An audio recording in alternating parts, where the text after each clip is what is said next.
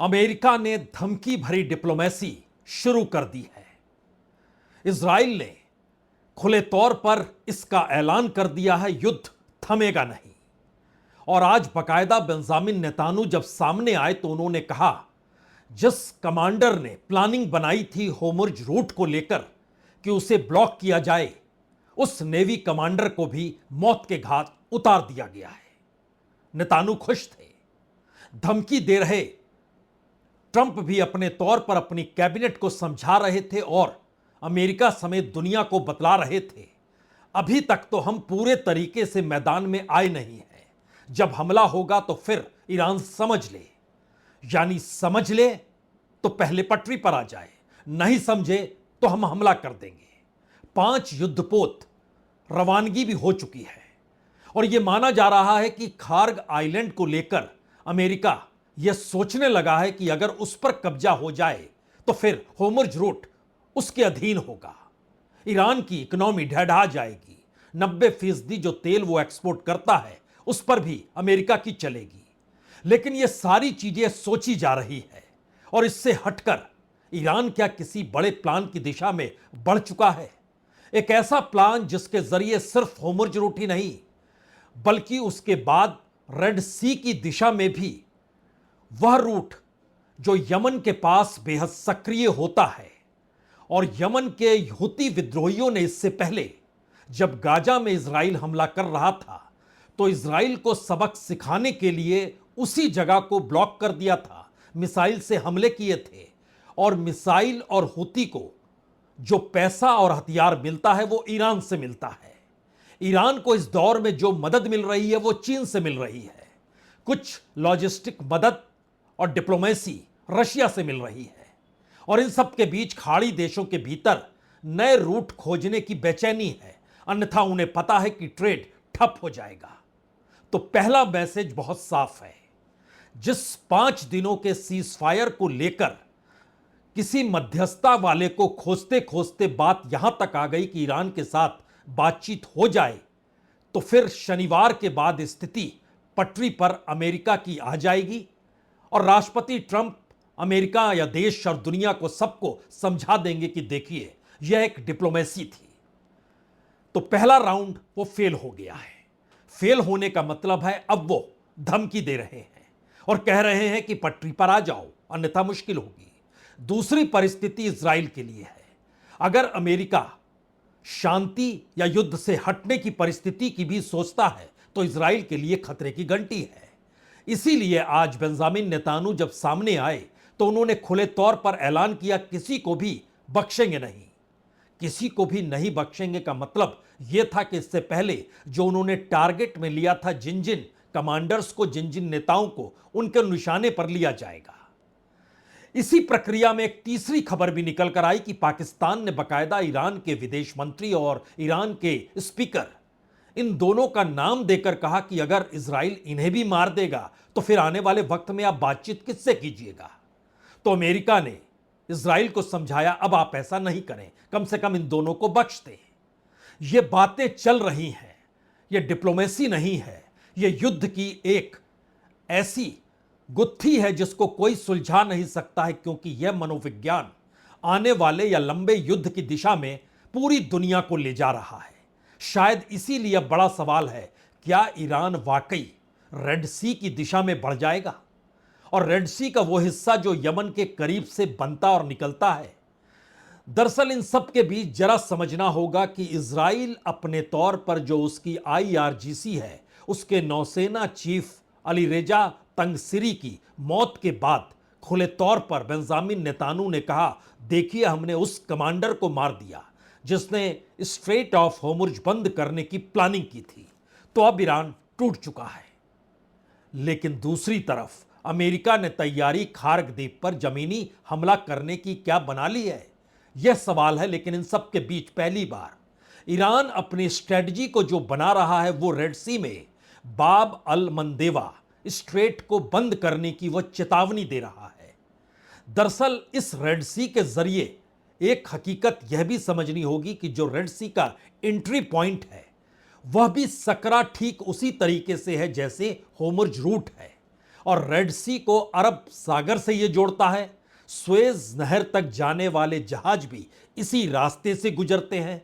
दुनिया का 12% तेल, 20% अगर होर्मुज रूट से तो 12% तेल सप्लाई इसी रूट से होता है और दुनिया का चौथा सबसे बड़ा यह शिपिंग का रूट भी है। हमें लगता है इस स्ट्रेटजी को समझने से पहले जरा नक्शे पर देखने की और समझने की कोशिश कीजिए। ईरान से 2500 किलोमीटर की दूरी पर रेड सी का यह सकरा गलियारा है जो बिल्कुल यमन से लगता है। तो पहले आप इसे देख लीजिए।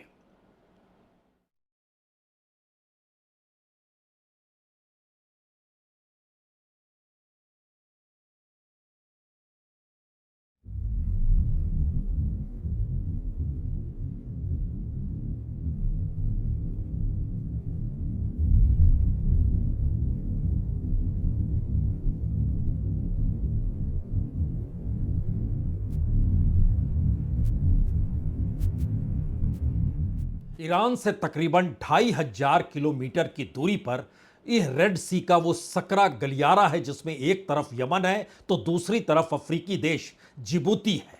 और जिबूती में ही अमेरिकी मिलिट्री बेस मौजूद है जो 30 किलोमीटर की दूरी पर है, जो सकरा गलियारा है उसके संदर्भ में।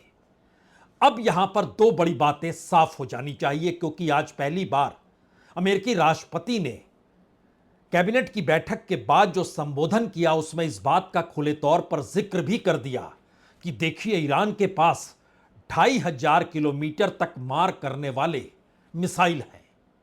इससे पहले कोई नहीं जानता था कि वो 2000 किलोमीटर तक की भी मिसाइल चला पाएगा या नहीं चला पाएगा।